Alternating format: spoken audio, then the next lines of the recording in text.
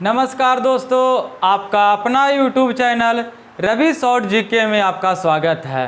तो आज है 18 मई और 18 मई से जितने सारे महत्वपूर्ण करंट अफेयर बना है जो हम आपके बीच लाए हैं और इसमें 2021 का भी मिला है। तो आप शिद्दत से देखिएगा क्योंकि हम वही प्रश्न आपके बीच लाते हैं जो परीक्षा में पूछने का संभावना रहता है। तो चलिए शुरू करते हैं।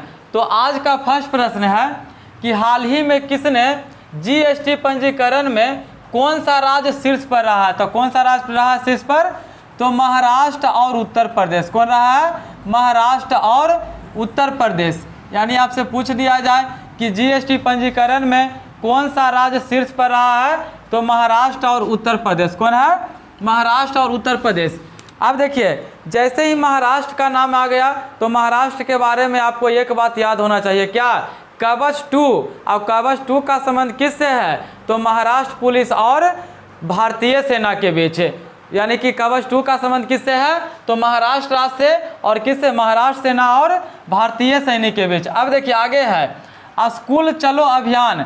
स्कूल चलो अभियान की शुरुआत कहाँ से हुआ है? तो उत्तर प्रदेश से हुआ है। और उत्तर प्रदेश के कौन जिला से? तो श्रावस्ती से। कहाँ से? श्रावस्ती से। और कवच 2 का संबंध किससे है? तो महाराष्ट्र सैनिक यानी कि महाराष्ट्र पुलिस और भारतीय सैनिक। किसके द्वारा? महाराष्ट्र सैनिक और भारतीय सेना। सैनिक, भारतीय सेना, आप कुछ भी कह सकते हैं। यानी आपको याद रखना है कि स्कूल चलो अभियान का संबंध उत्तर प्रदेश से है। उत्तर प्रदेश के श्रावस्ती जिला से शुरू किया गया है। श्रावस्ती से क्यों शुरू किया गया? क्यों किया गया है? क्योंकि उत्तर प्रदेश का सबसे अशिक्षित जिला है। कौन? श्रावस्ती।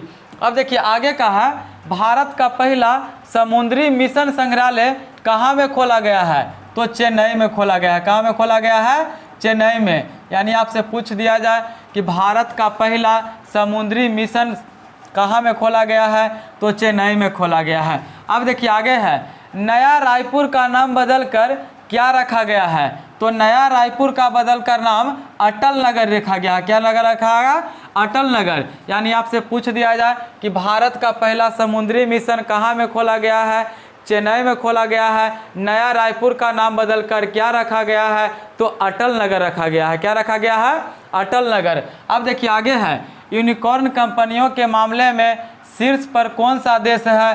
तो अमेरिका है। कौन सा देश है? अमेरिका। यानी आपसे पूछ दिया जाए कि यूनिकॉर्न कंपनियों के मामले में कौन सा देश शीर्ष पर है? तो अमेरिका है। आपसे पूछ दिया जाए कि कौन सा भारतीय स्पोर्ट कंपनी बन गई है यूनिकॉर्न कंपनियों के मामले में प्रथम नंबर पर? तो CSK यानी कि चेन्नई सुपर किंग। आपसे पूछ दिया जाए कि यूनिकॉर्न कंपनियों के मामले में भारत के कौन से राज्य अब शीर्ष पर हो गया है? तो बंगलौर को पीछे छोड़कर दिल्ली हो गया है। अब देखिए आगे का है हाल ही में किस राज्य सरकार ने ई-अधिगम योजना शुरू किया है? तो कौन से राज्य ने किया है? तो हरियाणा ने किया है। कौन से राज्य ने? हरियाणा ने। यानी आपसे पूछ दिया जाए कि हाल ही में किस राज्य सरकार ने ई-अधिनियम योजना शुरू किया है? तो हरियाणा ने किया गया है। कौन?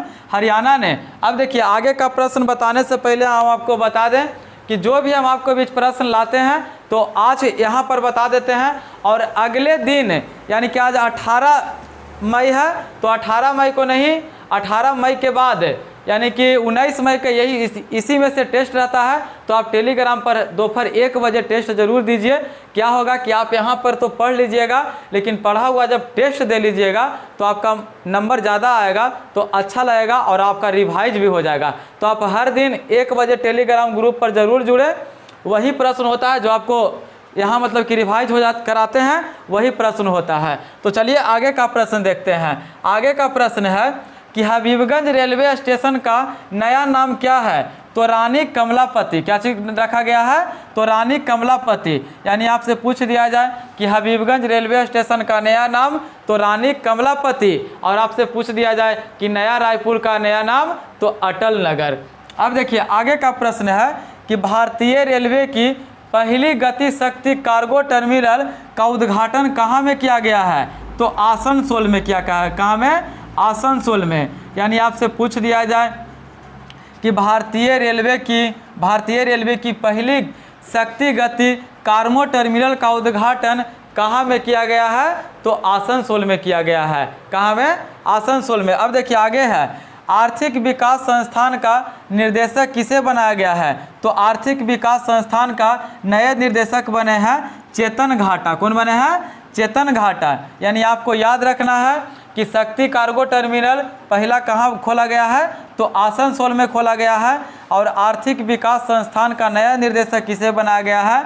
तो चेतन घाटा को। अब देखिए आगे है, बाल बजट पेश करने वाला भारत का पहला राज्य कौन बन गया है? तो मध्य प्रदेश कौन बन गया है? कौन बन गया है? मध्य प्रदेश। यानी आपसे पूछ दिया जाए कि बाल बजट पेश करने वाला भारत का पहला राज्य कौन बना है? तो मध्य प्रदेश बना है। और मध्य प्रदेश का बात आ जाए तो एक प्रश्न तो आपको याद ही रहना चाहिए, क्या?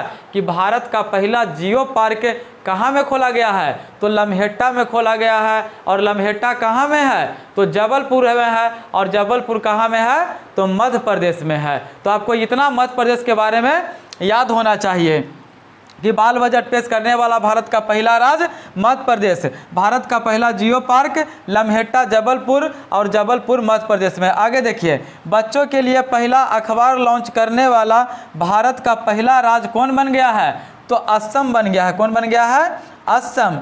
यानी आपसे पूछ दिया जाए कि बच्चों के लिए पहला अखबार लॉन्च करने वाला भारत का पहला राज्य कौन बन गया है? तो असम बन गया है। लेकिन आपसे पूछ दिया जाए कि बाल बजट पेश करने वाला भारत का पहला राज्य कौन बन गया है? तो मध्य प्रदेश बन गया है। कौन बन गया है? मध्य प्रदेश। अब देखिए आगे का प्रश्न है कि 17 मई 2022 को किस मंत्रालय द्वारा INS सूरत और INS उदयगिरी का लोकार्पण किया गया है? यानी कि युद्धापोत है, और युद्धापोत का लोकार्पण किसके द्वारा किया गया है? तो रक्षा मंत्रालय द्वारा। किसके द्वारा? रक्षा मंत्रालय द्वारा। यानी आपसे पूछ दिया जाए कि हाल ही में, यानी कि हाल ही में क्या, 17 मई 2022 को किस मंत्रालय द्वारा INS सूरत और INS उदयगिरी का लोकार्पण किया गया है? तो किसके द्वारा किया गया है? तो रक्षा मंत्रालय द्वारा। अब वर्तमान में रक्षा मंत्रालय कौन है? तो राजनाथ सिंह है। कौन है? राजनाथ सिंह। अब देखिए आगे का है कि INS सूरत का निर्माण किस प्रोजेक्ट से किया गया है? तो कौन से प्रोजेक्ट से किया गया है? तो 17A। कौन से? 17A। प्रोजेक्ट का नाम क्या है?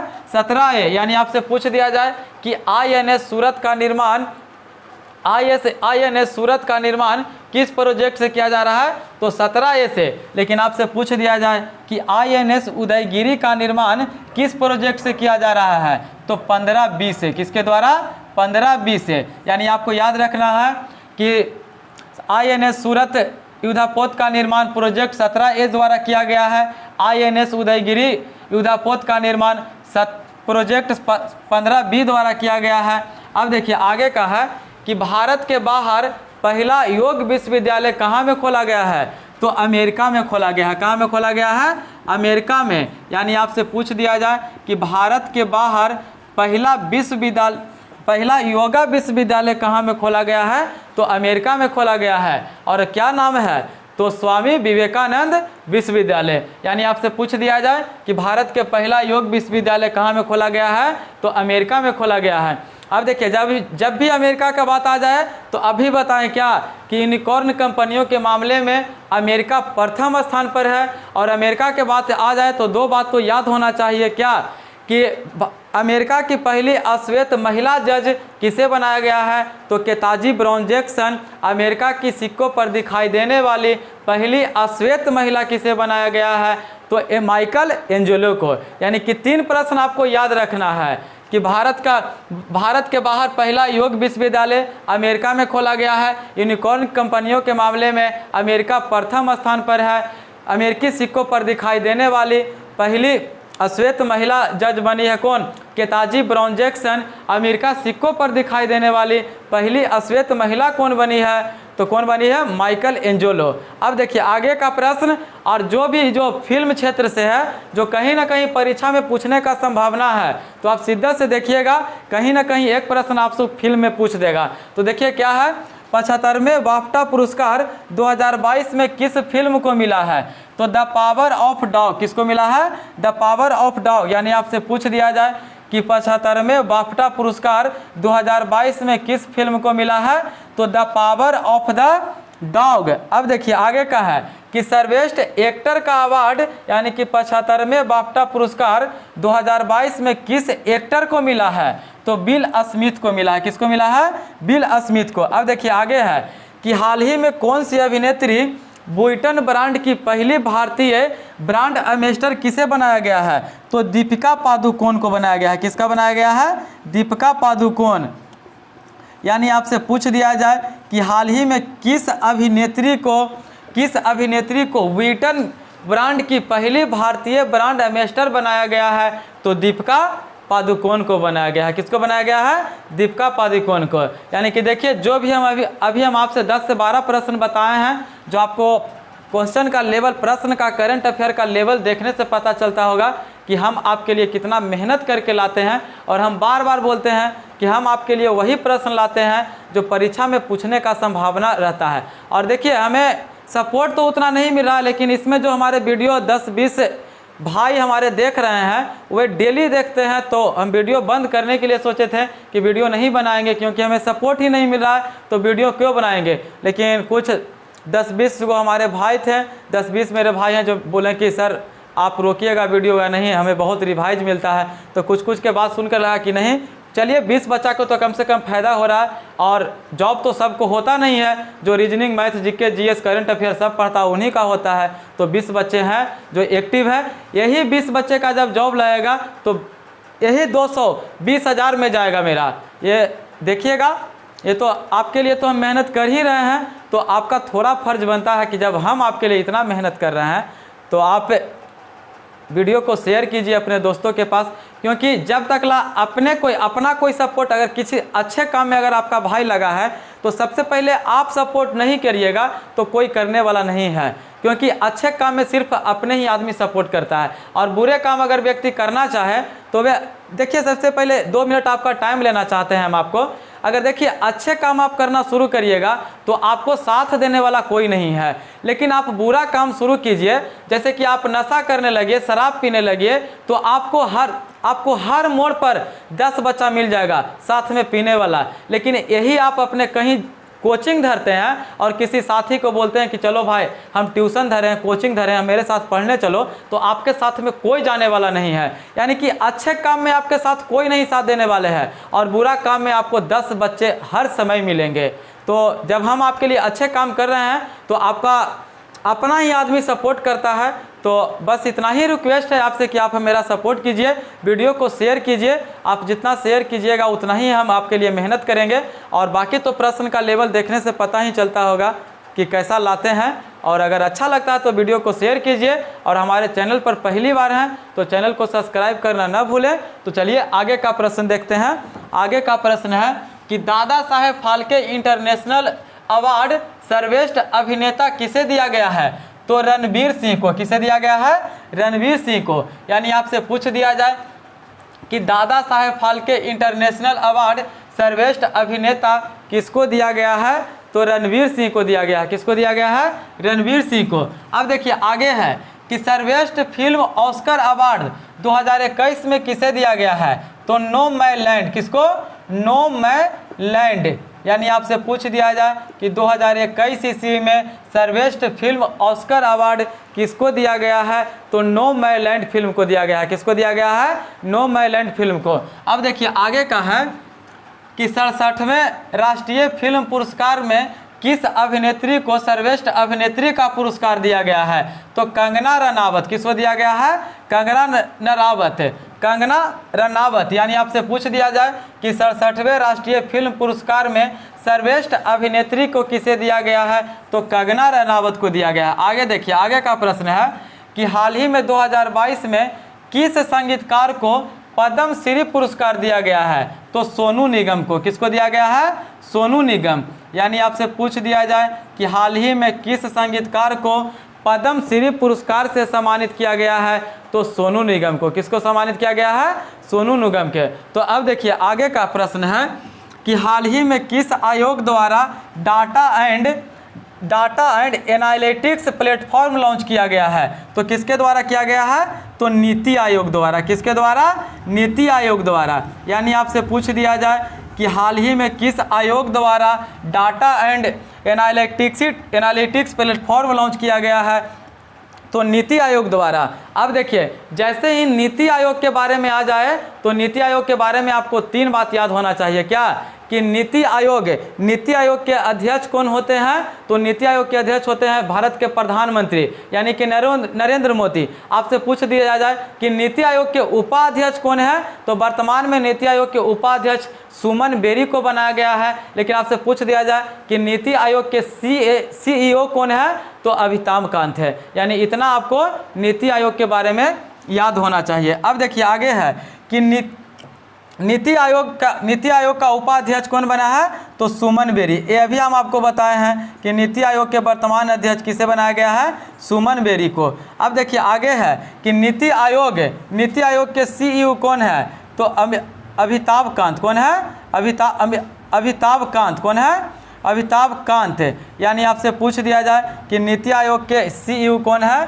तो अमिताभ कांत। अब देखिए, दुनिया का सबसे खूबसूरत इमारत म्यूजियम ऑफ द फ्यूचर कहाँ में बनाया गया है? तो UAE में। कहाँ में? UAE में। दुनिया का सबसे खूबसूरत इमारत कहाँ में बनाया गया है? तो UAE में। और इमारत का नाम है क्या है?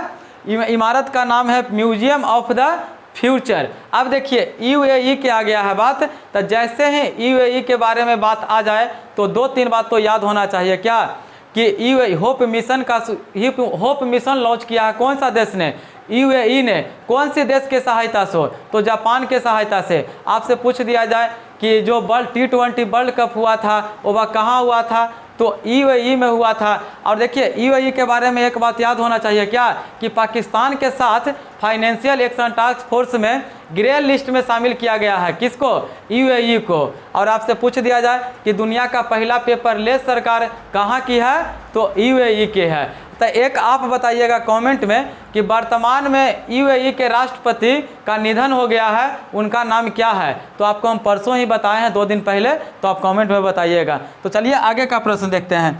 आगे का प्रश्न है कि जीवा कार्यक्रम का संबंध किस से है? तो जीवा कार्यक्रम का संबंध नाबार्ड से है। किसको से है? नाबार्ड से। यानी आपसे पूछ दिया जाए कि जीवा कार्यक्रम का संबंध किससे है? तो नाबार्ड से है। और नाबार्ड के वर्तमान अध्यक्ष कौन है? तो नाबार्ड के वर्तमान अध्यक्ष हैं गोविंद चिंतालू। कौन है?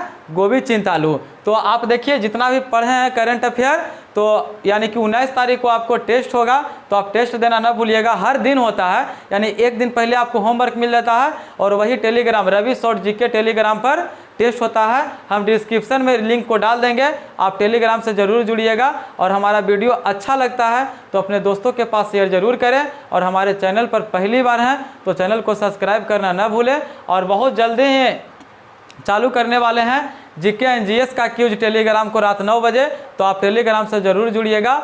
और अगर हमारा वीडियो अच्छा लगता है तो अपने दोस्तों के पास शेयर कीजिए। और हमारे चैनल पर पहली बार हैं तो चैनल को सब्सक्राइब करना न भूलें। और हमारे वीडियो के अंत तक बने रहने के लिए बहुत बहुत धन्यवाद। जय हिंद, जय भारत।